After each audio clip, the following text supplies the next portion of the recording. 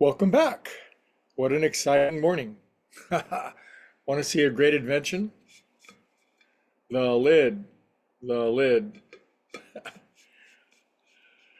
I set my coffee down on a pretty, like a cushion, an essentially unstable surface, and I was thinking, what could go wrong?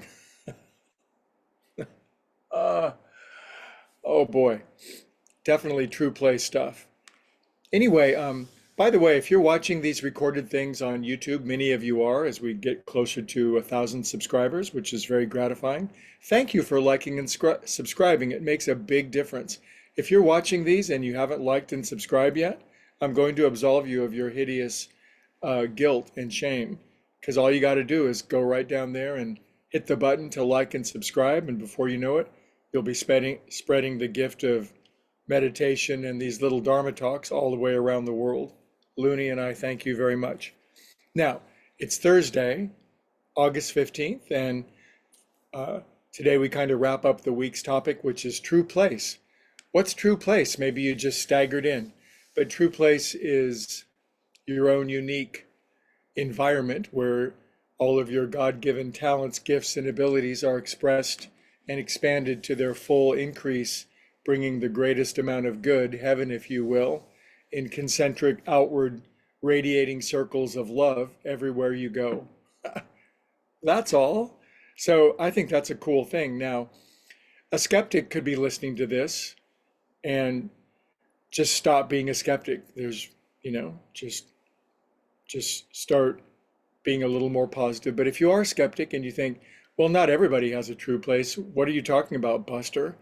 I would say that we're all individual sparks of God thrown off by the infinite and created with a definite purpose, a mission, a unique way of being, because that's how creative, glorious, and loving God is that God's never having a bad day. God just doesn't make like 15 really good ones and then very tired, clutching his pearls and back of his hand to his forehead, thinking, I'm exhausted. I'm just going to make like 1,000 average people and then 10,000 ditch diggers.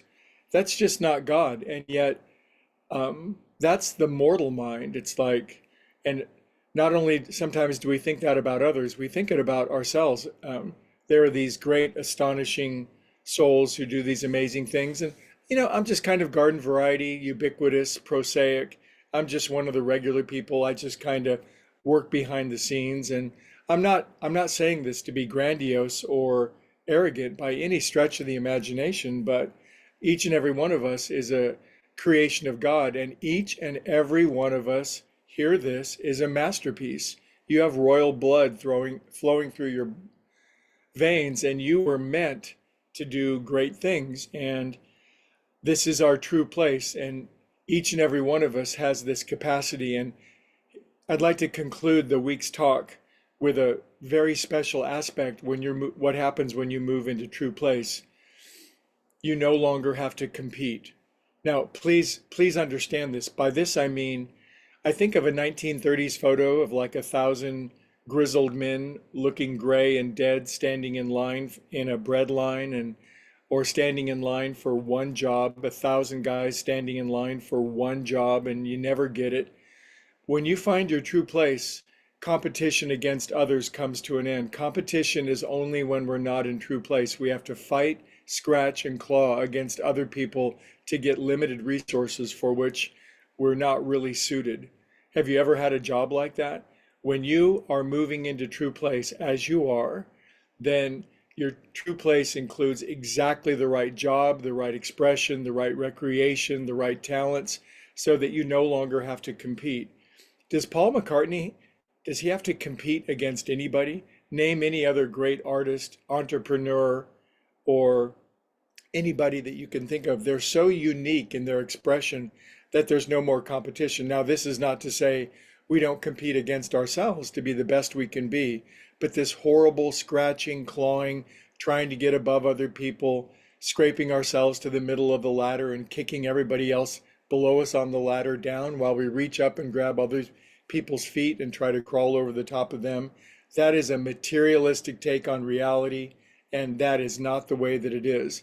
you will notice as you move more and more into true place, your unique ability to express your love, your talent, your gift will move you into a place where you are one of a kind, competition is over, and abundance flows beyond your wildest imaginings. And I'm not kidding, because God doesn't make junk, God makes masterpieces, and you are one. So I hope you enjoyed the conversation into true place this week. Tomorrow we can chat about it. I'd love to hear your opinion of it.